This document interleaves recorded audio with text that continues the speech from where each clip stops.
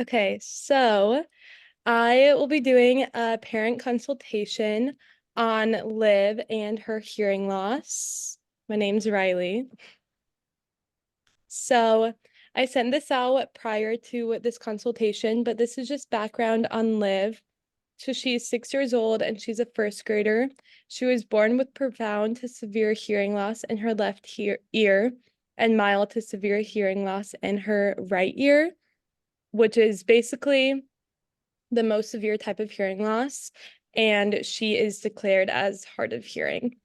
She currently uses American Sign Language, gestures, and facial expressions, which is low-tech aided AAC devices. And we're having this consultation because I'm recommending a cochlear implant for Liv. So first, I just kind of want to ask what you guys might know about oral rehabilitation or hearing loss or cochlear implants in general. You guys have anything to add? I have no idea. What it is? No. Okay. I don't know much either. I have seen people have cochlear implants, but that's about it. Okay. Okay, so I'll kind of talk about it, but basically in that video that I sent beforehand too, it just kind of oral rehabilitation is with a speech language pathologist that emphasizes in hearing loss. And they kind of just work with their clients to work on communicating effectively while living with hearing loss. And it basically the main goal of it is to just like enhance their quality of life and make sure that they're able to like read lips or read facial expressions. Just help with like communicating with hearing loss, if that makes sense. Okay. So this is just kind of regarding Liv, and her hearing loss. If you guys have any concerns about her or questions about what her sessions look like, it's okay if not.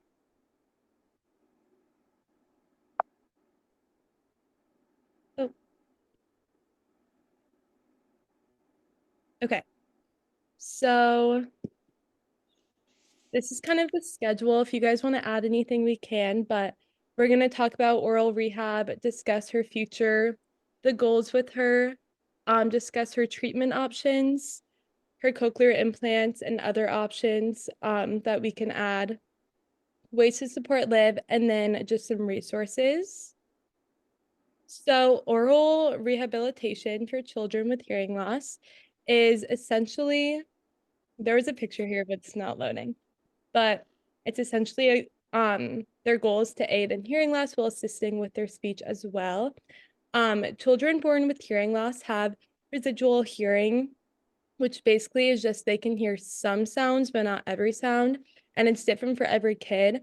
So in this case, Liv might be able to hear the sound of a fan, but she might not be able to hear the cars in the street. So it just really differs for each type of hearing loss in each child. And then this is just an article all about oral rehab and what happens in the sessions. So this is kind of some goals for Liv. Um, so Liv is currently working on visual speech therapy, which is visual cues, and that just consists of facial gestures, lip reading, and facial expressions. So a lot of children with hearing loss know ASL, or they use gestures or communication boards to communicate. However, just like every other kid that has meltdowns, um, children with hearing loss have what's called communication breakdown moments. And that's essentially when they can't communicate properly or they can't get their point across, and it kind of causes them to shut down. Again, they're just a normal kid that they have a lot of emotions, and it makes it really difficult when they have hearing loss because when they need something or want something, they can't communicate those emotions across like other children might be able to.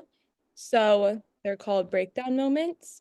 So a goal for Liv currently in her sessions is to be able to be confident in her communication and find one way that really works for her to overcome these breakdown moments. Also, another goal is to be able to distinct certain sounds that can help with her overall communication. So do you guys have any goals that you want to add?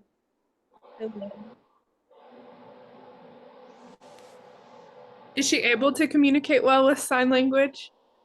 Yes, so she is able to use sign language it's like her main point of communication, but since sign language is different than talking, it's hard to communicate feelings through sign language or how she's feeling emotionally, which is why she has these like breakdown moments. Mhm. But yes, she can communicate pretty well with ASL. Okay. And then this image, I just thought was a good thing to keep in mind that even though she does use sign language as her main form of communication and does use facial gestures, lip reading, and facial expressions as her kind of backup forms of communication, it doesn't mean that she has to use them forever. And it doesn't mean that we can't ever take them away or add new AAC. Okay, so as I said, we're just gonna kind of refresh on AAC devices and what Liv uses. So AAC devices can include this communication board up here, which I'm actually recommending for Liv, as well as I'm recommending a cochlear implant, but a communication board essentially just allows her to kind of point at what she wants or how she feels. And I think this would be a great way that she can communicate and regulate her emotions, that she can kind of point to exactly what she's feeling, if it's like a happy face, sad face, angry face. And then she currently uses a communication card like this to kind of point yes or no. And she also uses facial gestures like we said earlier, and emotions or facial expressions. Okay, so what we're recommending is a cochlear implant, and this is due to her extent of hearing loss. She struggles to communicate and distinguish sounds, so we think that she'll be a great candidate for hearing aid devices called a cochlear implant. I think that this will enhance her overall quality of life. And I'm gonna just show like 30 seconds of this clip that kind of just shows you what it's like to live with hearing loss and what Liv might be experiencing and why we think a cochlear implant would be beneficial for her.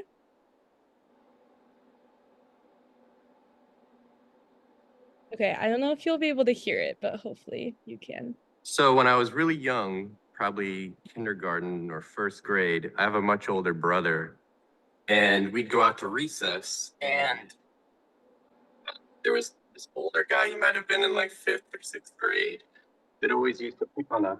And I didn't really know what to do about it. I definitely looked up and completely tested what my doing was. What can you do? Today we went to a high school and I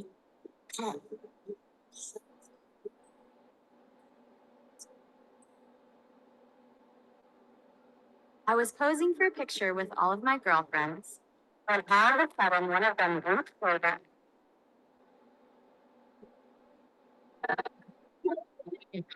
So that's just a snippet of it, and I think that that video um really just emphasizes kind of what Liv goes through every day and why a cochlear implant would be a great idea for her, because as you can tell, lip reading is very, very difficult.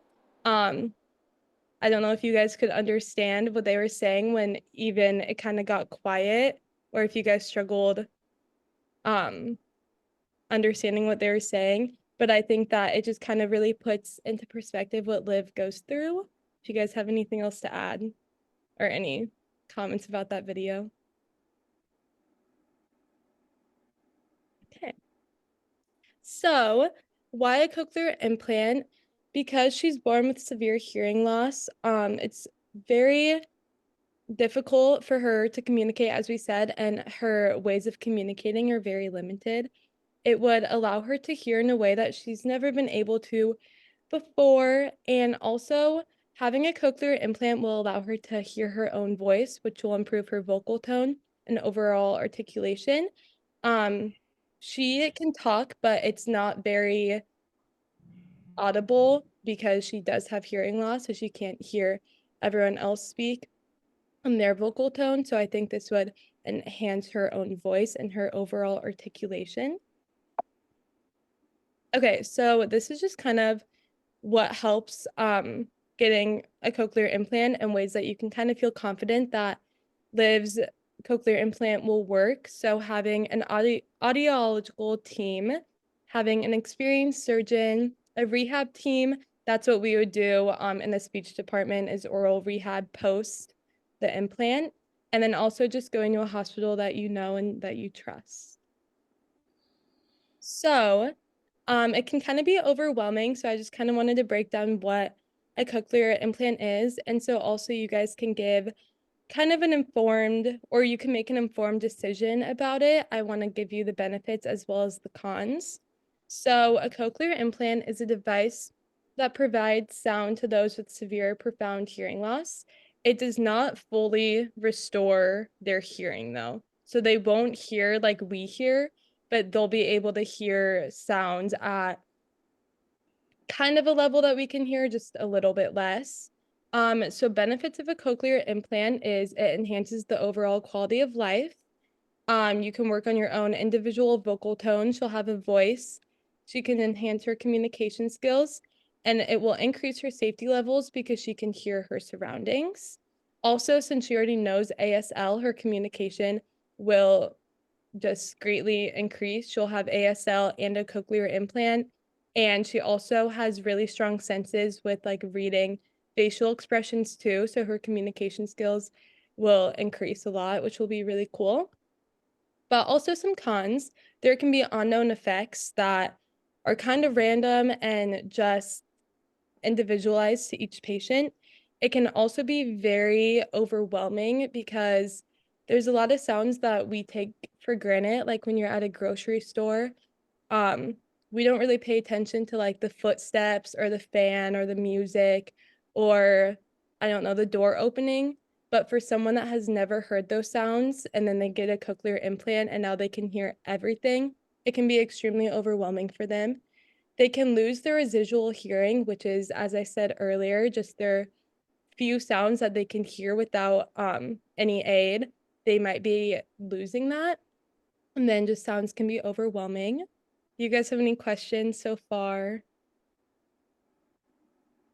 Okay. Do the pros usually outweigh the cons for that then? Yeah, so I would say, just in like a professional opinion, I think that the pros definitely outweigh the cons because it's going to enhance her overall quality of life, which I think outweighs anything.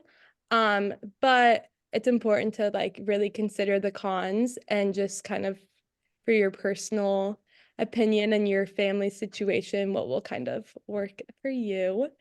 And then this is, if that makes sense. And that answers. Okay. Yeah. So, it can be pricey, $50,000 to $100,000, but that kind of includes everything. So it includes the surgery, the rehab, all the consultations that you have to have.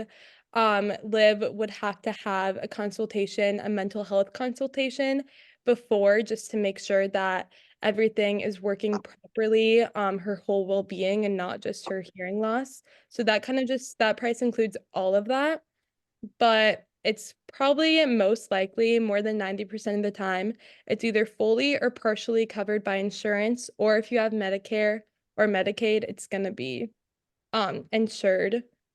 Basically, 90% of the time it's fully insured, but sometimes it's only partially. As I said, it's not going to restore her hearing to normal. It's just going to enhance it a lot. And then the surgery consists of placing the implant inside the ear. It's a very, very routine surgery. So it's very routine. Surgeons are kind of, they specialize in the field and they do it all the time. So it's a very safe and routine surgery.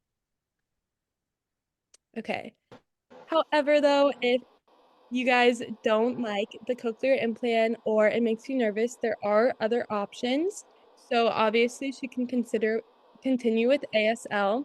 You can focus on facial gestures and lip readings.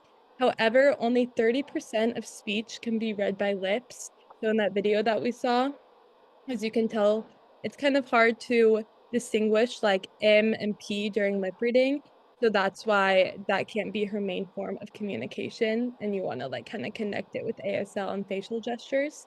There are other hearing aids like behind the ear hearing aids that don't have surgery included in them, but a cochlear implant would be our best option just due to her severity of her hearing loss. And then, as I said, I would recommend a communication board and utilizing that more frequently. You guys have anything to add on that? Okay. So it's really important to take your time with this decision. It is a big decision because it's gonna change her life one way or another. It is a surgery which is very difficult for parents to kind of think about. So it's not something that we need to decide today and that you can take your time with. And then these are just other ways to support Liv as you're making this decision. So their parents are their biggest advocate. Using visuals whenever possible, whether that be just kind of printing out different charts or facial expressions.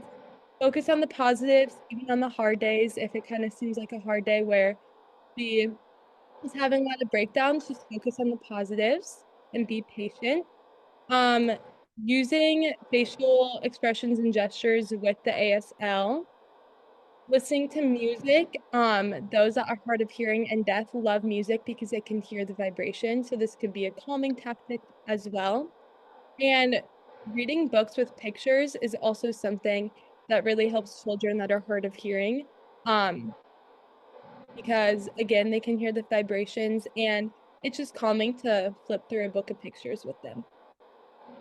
And then these are a lot of resources that you can kind of go through. A lot of them are about oral rehab, and then down here is all about cochlear implant. There's also a lot of parent support groups because having a child that has a hearing loss is very difficult, and a lot of times parents are in denial about it. And it is difficult when you have no history with hearing loss, which more than half the time, parents that have children with hearing loss have no history of it. So being in a support group is super helpful. And then these are just some questions for you guys. If your child was born with the hearing loss to the extent of Liv's, what would like your approach be? Would you put her into oral rehab? Would you do a cochlear implant when she was like a baby? Or would you just kind of see what the future held and like just kind of put her in speech and see if anything would change?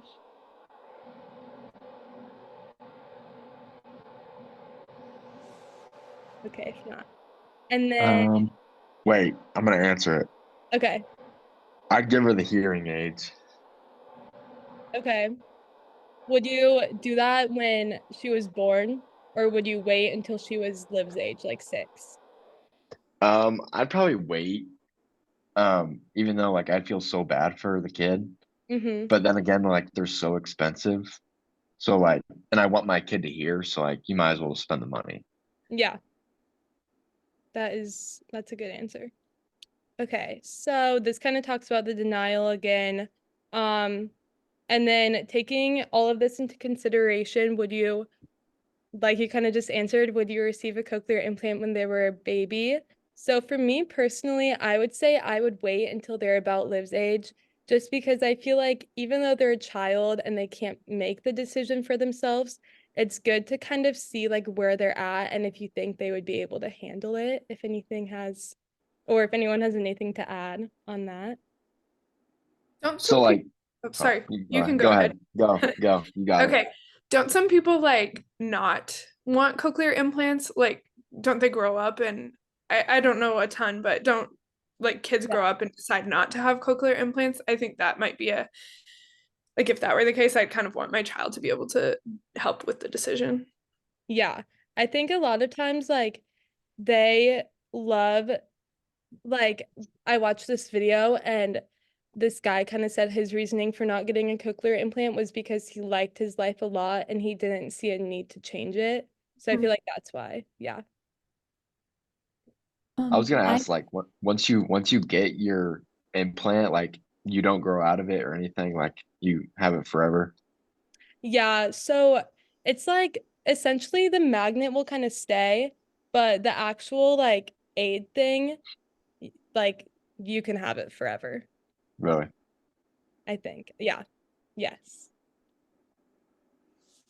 I think if I were to have a baby, I think I would give them the cochlear implants right away instead of waiting, just because like when they're a baby, they start listening and like learning language.